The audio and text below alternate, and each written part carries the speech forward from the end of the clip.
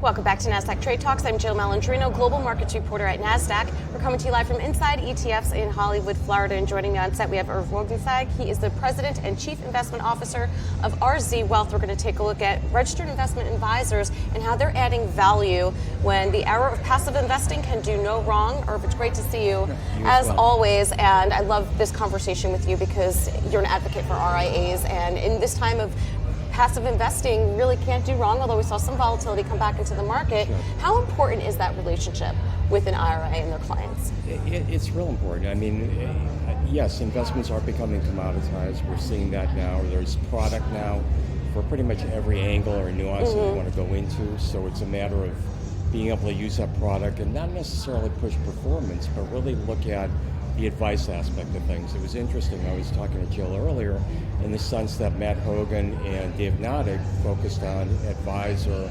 advice effectively, and that's the big game right now is being able to steer the client in the right direction. So in the passive investment world that we're living in right now, although we're seeing active make a comeback, and you have robo solutions available out there, how can RIA be competitive? By coming to meetings like this and effectively learning what's out there, because there's a ton of stuff out there. And yes, it's important to look at the core side of investing, and passive generally is the core side of investing. But to build on that and look at either hedging strategies within that or enhancing income, that's all key, because what we're trying to do effectively is find a better mousetrap. People want 100% of the upside, they don't want 100% of the downside.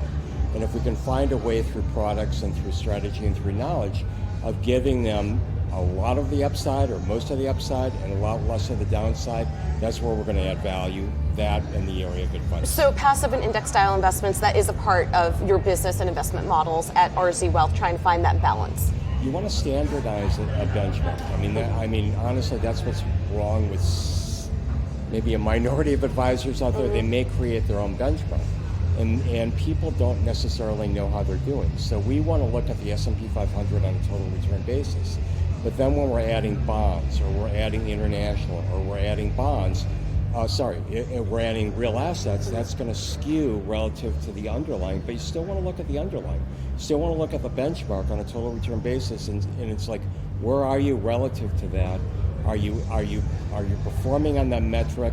Aside from the risk management and the other things that you're trying to build in to produce non-correlating assets. So if you were to summarize the value of RZ Wealth or other RIA firms that you respect, in 2 words, what would they be?